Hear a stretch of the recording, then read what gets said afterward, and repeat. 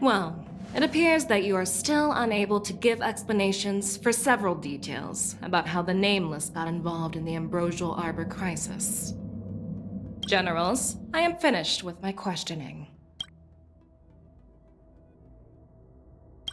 So, what do you think, General Feixiao? Have the doubts in the report been cleared up? The two Nameless have been honest in their answers. Even though there are some tricky details, my intuition tells me there is nothing wrong. However, the three questions I posed earlier were not just for the Nameless, but for you too, General Jing Yuan. First, the disciples of Sanctus Medicus grew uninterrupted on the Law Fu, yet the six charioteers were not aware of it.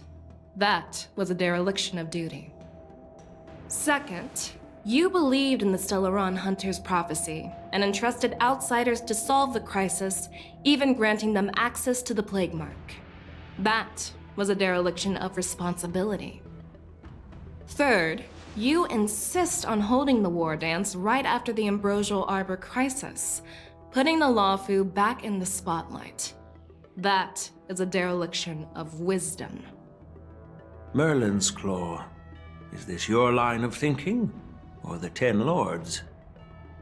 From the moment I walked in, I made it clear that the questions I'd ask might not reflect my actual thoughts. The disciples of Sanctus Medicus were deeply rooted and had been plotting for a long time. I admit it was my negligence for not noticing it earlier.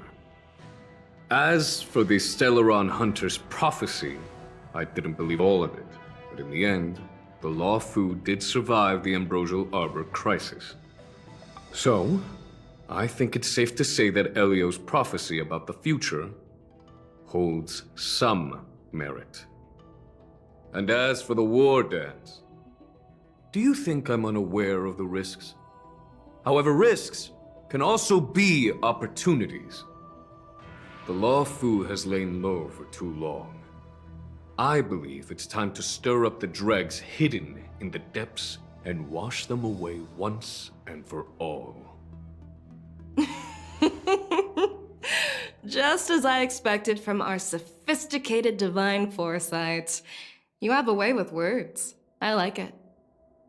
But, unfortunately, ever since the report was submitted, the Alliance has been filled with rumors and speculation. Even within the Lawfu, there are people accusing you of neglecting your duties, resulting in the Ambrosial Arbor's resurrection. So what are your thoughts on all of this, General Feixiao? As a fellow Arbiter General, I fully understand the difficulties of this position. Personally, I think all these rumors are meaningless drivel. Across the sea of stars, the divine foresight knows better than anyone else what happened on the Lawfu and the meaning behind it. Just as what happened on the Xianzhou Yaoqing recently. You mean the Xianzhou Yaoqing is also... The scouts of the Verdant Knights have sent back reports that Borisin are making trouble again. The Borisin packs that were once divided and scattered have started swallowing each other up, forming larger and larger packs. Moreover, there's an entity named Mongus behind it all. An entity? According to the report, this entity isn't actually a Borisin. It's a woman claiming to be the messenger of the Master of Immortality. She's described as having 12 faces and 12 pairs of fangs, as cruel as poison and as elusive as quicksand. The Borisin believe she'll give them a chance to rise again. That's Ventilia. That's right. You're lucky that I'm the one who came this time. If it were the Patina Justice or the Seer Strategist, this conversation might not be so friendly. I've always had faith in my instincts, so I don't doubt your good intentions. But the Alliance has its fair share of questions and doubts about the Lawfu. So, my plan is to come up with an acceptable answer to satisfy the Alliance. What's in this plan, General Feixiao? General Jing Yuan, you already know what has to be done. But since you don't want to be the bad guy, I'll take care of it for you.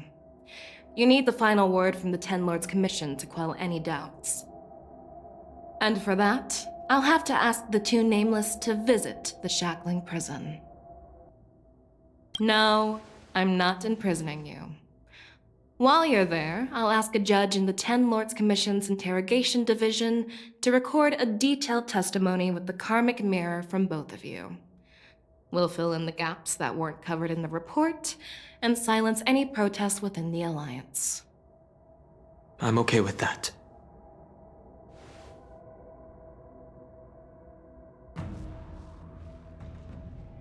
Your willingness to help is truly heartwarming, youngsters.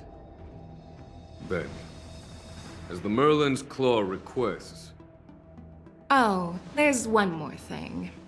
This testimony is for silencing the voices of opposition within the Alliance, but I would like to urge General Jing Yuan to listen to the pleas of the Foxians on the Xianzhou Yaoqing. so, you are here for Hule. Exactly. Hule is locked up in the Luofu's shackling prison. Since he is the broodlord of the Borisin, I want to transfer him onto the Xianzhou Yaoqing and imprison him there. The recent movements of the Borisin suggest they're planning something big, so we must act preemptively. It makes sense to have the Foxians keep an eye on their arch-nemesis. Since you trust my judgment, I'll repay that trust. What do you think about all this, General Huayan? I was worried this would turn into a heated argument, but it seems like both of you are on the same page, solving each other's problems. I couldn't have asked for a better outcome. And as for Hule, I'll send my lieutenants Zhao Chou and Moza to check on his condition in prison and ready him for transport. If there are no more questions, shall we get this started?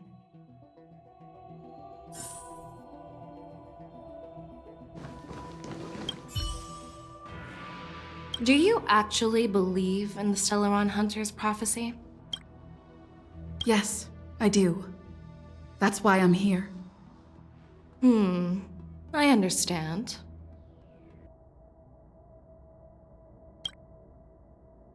While words can be deceiving, your gaze, your breathing, and your scent, they reveal more than your words do. I trust my intuition more than any words.